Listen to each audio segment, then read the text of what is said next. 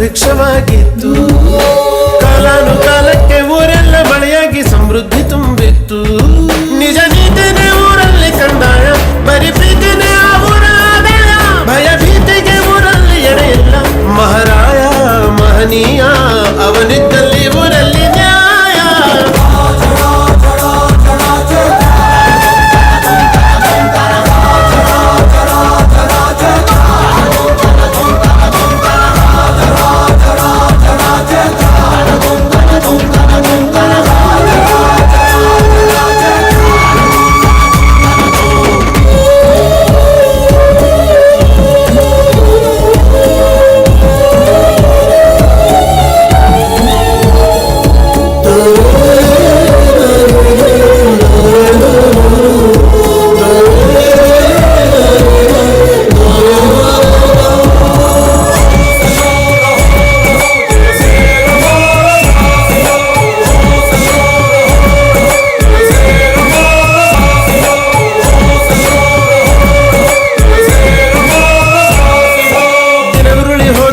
ಆ ಊರ ಶಾಂತಿಗೆ ಸಿಡಿಲೊಂದು ಎರಗಿತ್ತು.